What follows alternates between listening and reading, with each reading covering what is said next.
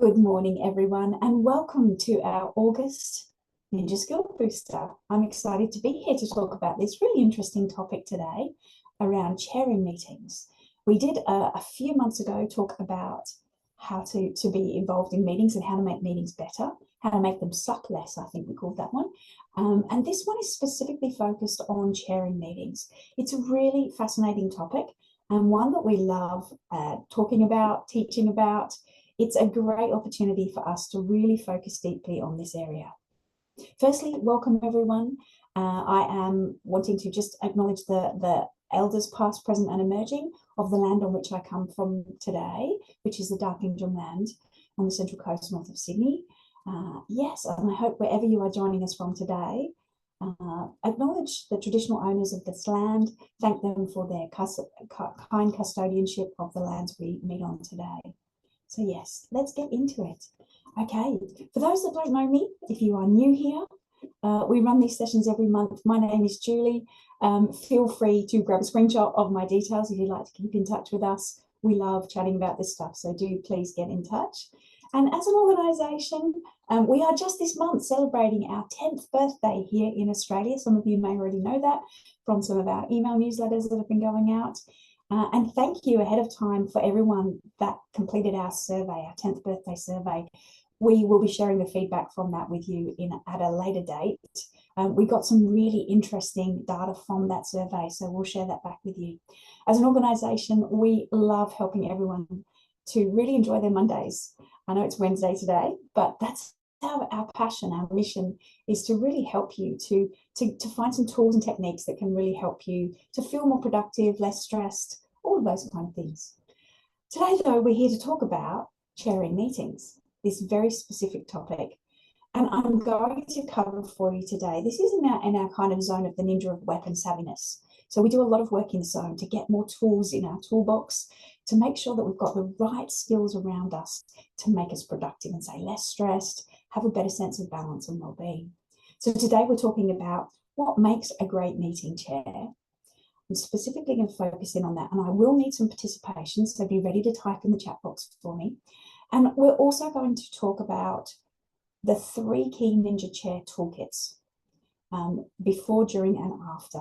And yes, Niv, we record all the sessions and these get posted onto our YouTube channel. So you'll be receiving after this a recording link. So you'll be able to check in on that one.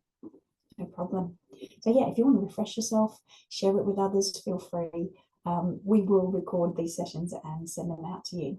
So yeah, so the 3 ninja toolkits we're going to talk about is the before meetings as a chair, what we should be doing, the during and the after. All really important. And the content I'm sharing with you today comes from our How to Fix Meetings workshop, as well as this beautiful book that was written by, co-authored by Graham, our original productivity ninja, and Hayley Watts, who's another ninja in the UK as well. And it has some wonderful content. If you are interested in finding out more, that is available on all the usual good bookstores.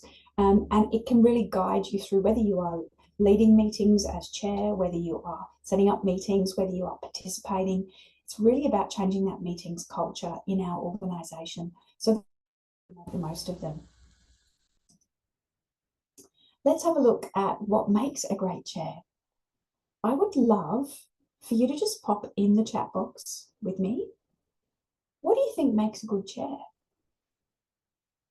I'm going to pause because we're going to spend a couple of minutes on this. What makes a good chair to you? What do you think makes a good chair?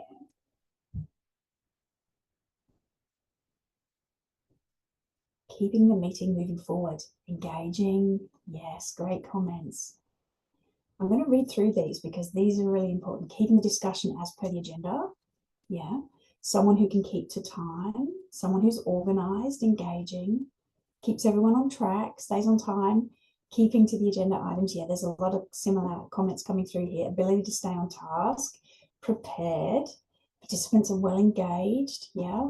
Keeping the meeting on track, clear agenda, organised, sturdy and focused. Awesome.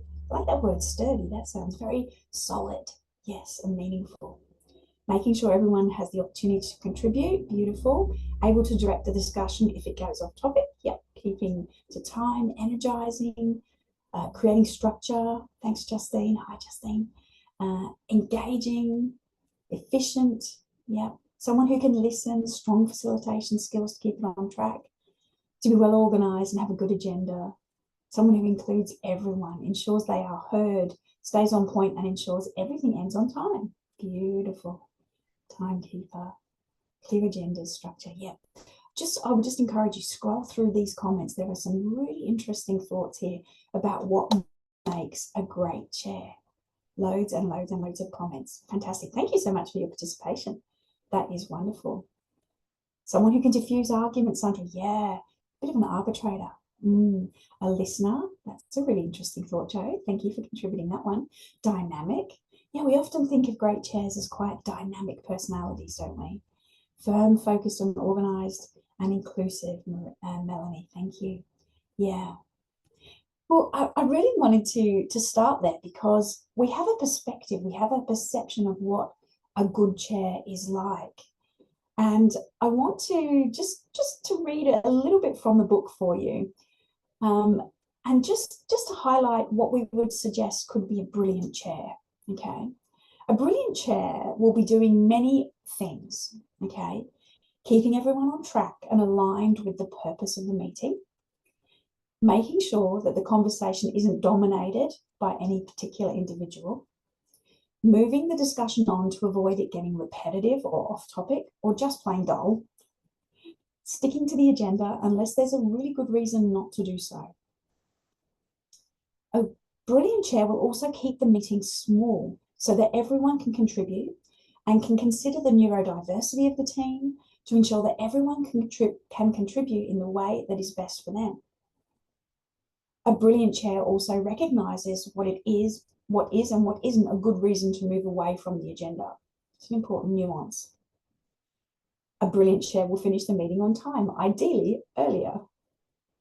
And being really clear about what to expect from participants before, during, and after the meeting. That's really important. We're going to come back to that one. A brilliant chair will also start the meeting on time and will ensure that everyone who wants to contribute has the opportunity to do so. Again, a brilliant chair makes sure that actions are captured. We want action from these meetings. We want to deliver to the outcomes. They will wrap up the discussion when it's time to move on and ensure that the meeting isn't hijacked or dominated by particular people. And they will also recognise when energy or attention is reduced and take action to address that. Now, I wanted to just mention some of the comments we made in the chat box were interesting, but it is not necessarily the role of the chair to be the timekeeper or the minute taker. Yeah, we can nominate other people for those roles. You can see that if you want to be a brilliant chair, there's a lot to consider, and there are lots of things that we expect from the chair. So if we can delegate and divest a few of those responsibilities, like the timekeeping and the minute taking, that allows the chair to shine, to actually engage and be dynamic, maybe be sturdy, as we said, to make sure that the chair can focus on some of these activities because there are many. Let's just talk a little bit more about that and look at meeting roles. So the role of chair in its succinct form, let's just talk about that in some succinct ways, is the chair must know the purpose of the meeting, be really clear with why we are here, to make sure that we are really influencing the meeting in the direction that we need it to go in. The chair is also responsible for setting the tone. That could be sometimes having a little levity, sometimes bringing some humour when needed, but also serious when it's appropriate. And guiding the conversation with the right tone is important here. We also know the chair must manage the process, managing the flow of conversations, getting deep where we need to, moving on when we need to. Managing that process is important. It's different to also exploring the idea of a neutral facilitator, somebody that's not engaged in the process so much. Think about that separately. We also know that the chair needs to encourage participation, calling on those that are quiet, moderating the more dominant people or personalities in the room, and using maybe a round table technique, the idea of timers, whatever it might be, passing the spoon to make sure that everyone gets to participate. And we also want the chair to ensure that there is a plan, that there's an end game to this, summarising the actions, ensuring that the key takeouts from the meeting are captured. And this all ties into things like making sure we have the right purpose and agenda to start with, and who's going to be doing what after the session. So really think about this. This is in a nutshell what the role absolutely has to deliver. And then there are lots of other nuances on top of that. Remember also, though, that this is not the total responsibility of the chair to make meetings successful. Every single person that you invite to that meeting has a role to play here. All of the attendees should know the purpose. And they, of course, influence the tone as well. They are there, whether you are absolutely a chair or a participant in this session, you need to support the process, to encourage others to participate as well. Encourage this feeling that everyone is here to make this an active, action-focused meeting, that we actually get the results we need. And ensure that as a participant, if you are an attendee, that your individual plan to contribute is really making a difference, that you are there to take on board the actions that you are assigned, that you will move things forward, that you will contribute. So this is really, I guess, a key part of chairing meeting, is you want people in the room that are going to assist you, that are going to help you, guide you through this process.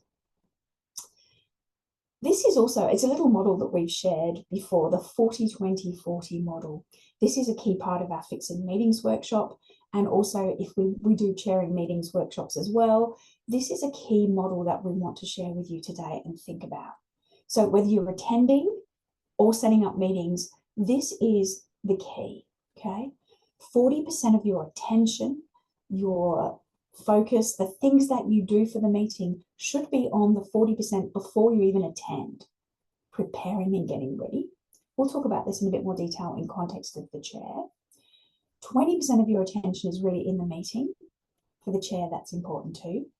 And then 40% should be after the meeting, the follow-ups, the ensuring that things actually move forward as a result of the time, the valuable time you've spent in this session.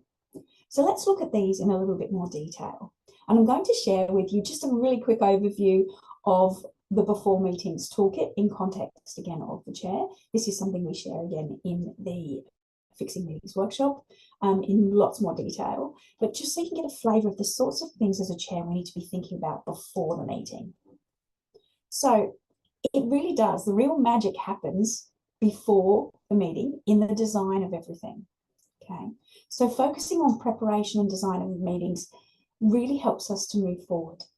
It helps us to ensure that the meeting is going to be productive, it's going to be on point, and it's going to really guide us through the process when we're in the meeting.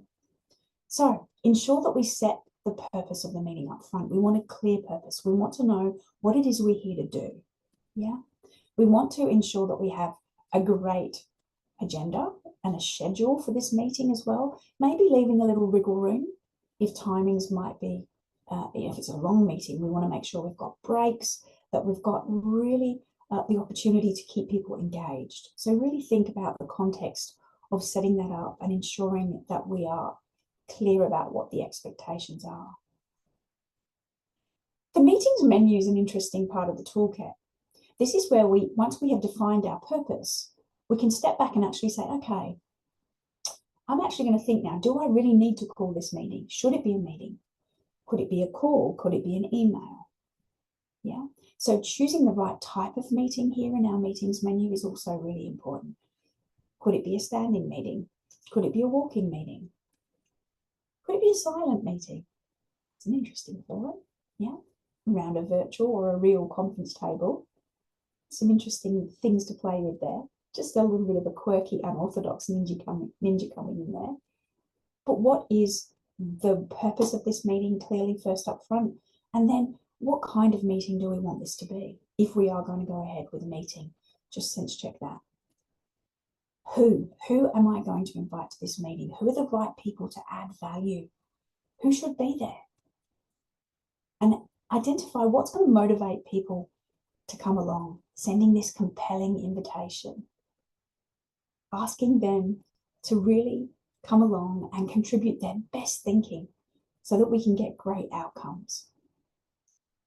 Also think about sending information beforehand. What information do we need to send so that everyone can come really prepared and ensure that they are on track?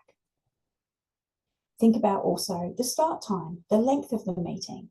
And if possible, ensure that you've got about a 10-minute buffer at the start for potentially latecomers. Hopefully we can start to create a meetings culture where we are all on time, so that we're not wasting each other's time. But we do want in that first startup time to engage, to connect, to collaborate a little bit more on a personal level, get to know each other, see how everybody's doing, see what the energy is like in the room, and move into the session with some energy and focus.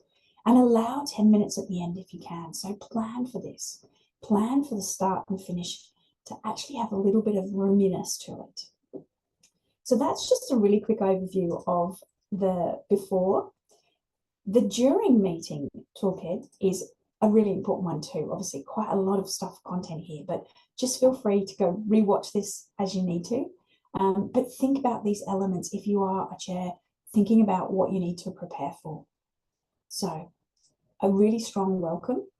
And in that welcome, the PIP stands for, we love acronyms, idea of giving everybody, restating the purpose, doing any introductions that you might need to do if there are people that are new to the role, new to the team, just to ensure that we introduce everybody and we know what's happening in the session and make it positive.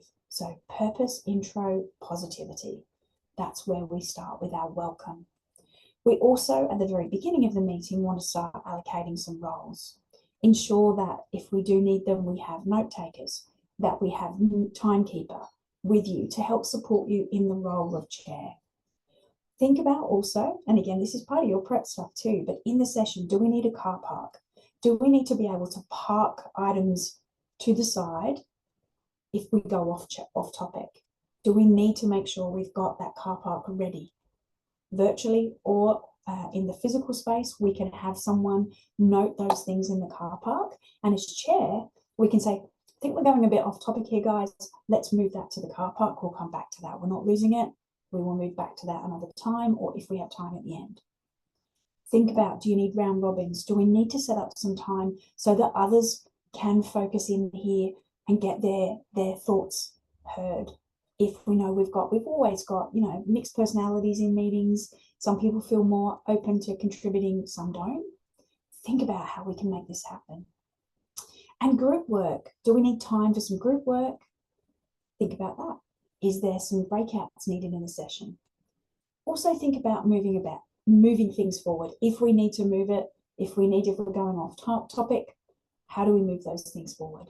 I've got a few scripts for you, which I'll show you on the next slide. Things that we can do to help move things forward. Also think about whether you have constraints in the session that you need to table or you need people to work with. And remember the power of the pause. As chair, it's really important to think about, when do you step back? It's great that you can facilitate the discussions and sometimes lead where you need to, but you can also pause and see what happens. It's a really great space. PIP stands for purpose, intro, and positivity. Here are a few scripts, things like, rather than just saying, okay, we're moving on, I'm conscious of time, so how about, let's take around 10 minutes for the next item. We can start to bring people in to thinking about keeping some pace in the session. I think that covers it. We'll move on if nobody else has anything to add. So some of these little scripts are really useful. Again, take a screenshot if you need to. Think about how you can use these scripts to resolve maybe some tension, if there's some tension in the room. And also things like, who's best placed to take this forward? Asking for others to step up and take actions is really useful. Okay, I'm going to move very quickly because we are going to run out of time otherwise. We only have 30 minutes here today as usual. After the meeting toolkit, think about the after meeting stuff. This is where often the meetings fall down, where actions, we just come back to the next monthly meeting, and if it's a regular cycle, did anyone get through their actions? No, we just need to roll those forward. We want to ensure we are moving forward as a result of this meeting. So set expectations. Ensure we have good, clear actions. We know what our actions are. They are action focused. We know we have an action verb there to move them forward. We know when they're expected. Yeah, we know that these are going to happen. Remember also that not all actions are created equal. So we want to pause and summarize, ensure that anyone that needs some clarity around those actions is really clear on what's happening there. And we want to maybe even prioritize what are the top actions we need out of this session today. Think about follow-ups. This is, as a chair, your role to follow up, to make sure, and it is a bit of persistence here sometimes, follow up, as it says. Keep following up, making sure that those things are going to progress. I know we want to give people responsibility and we want them to be self-actioning, but it sometimes does need follow-up. Master action lists refer to a key term that we use in our Ninja world, where we have a list of all of our actions that capture everything so that we know which ones are stepping forward, and then we can shortlist the ones that need to come out of this session.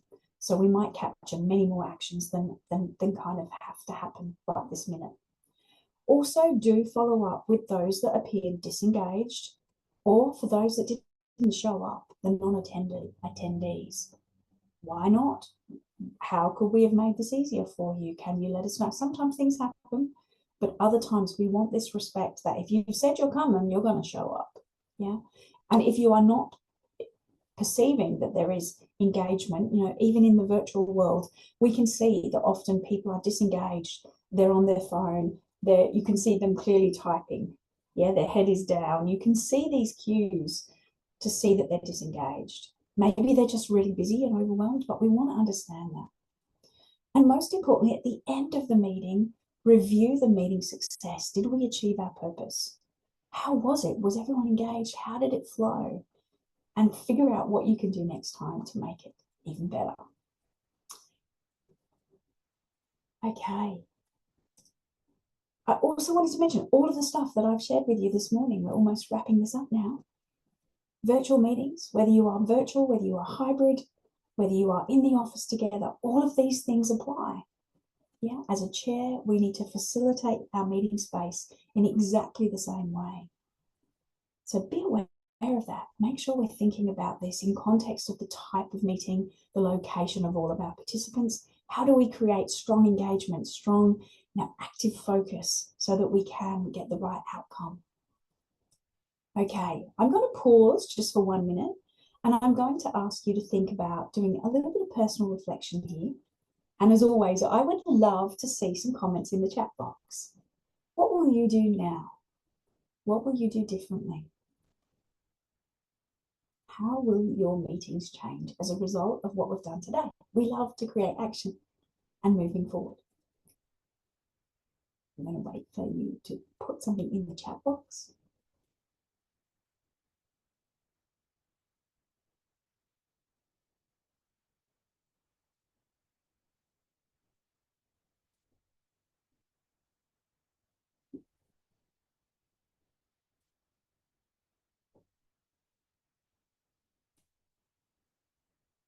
Okay, thank you everybody. I can see some great comments coming through.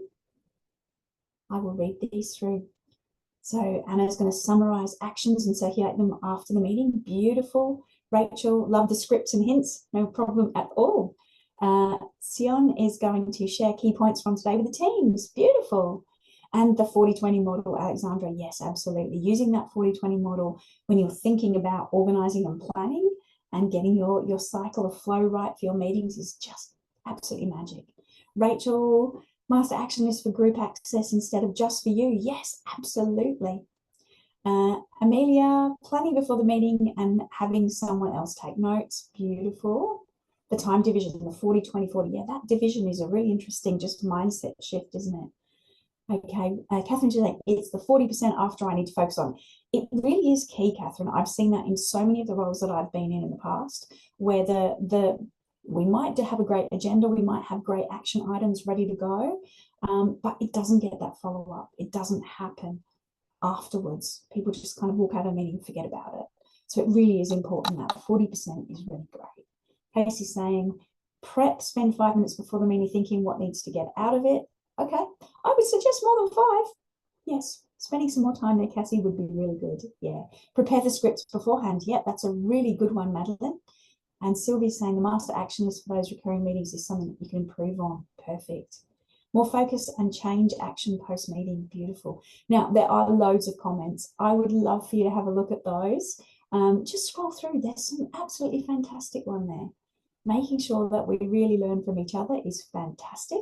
And I'm going to see if Matt can include some of those great thoughts in the follow-up email where the recording will come to you after the session. Awesome. Wonderful. Thank you so much for your participation. That's fantastic. Okay. If you'd like to learn more, if you would like to do our Fixing Meetings workshop, I am just going to get some links for you. Feel free to have a look on our website. I'll just pop this in the chat box for you. Have a look at our Fixing Meetings workshop. In this session, we run these for teams all over the place globally. This really helps us to ensure that we can create the right meeting culture. So yeah, have a look at that if that's useful for you. And I also just wanted to mention, completely off topic, but just so that you know, next week we have our Getting Your Inbox to Zero public workshop next Wednesday. If you would like to join us for that, there are still some tickets available. So please jump online and come join us for that one. That is a really powerful workshop to help us make sure that we are managing the drain that can be our inbox. I'm just going to pop the link in the chat box for you there too. And also, I'm very excited. I'm just going to share a little, I'm going to share a little surprise for you.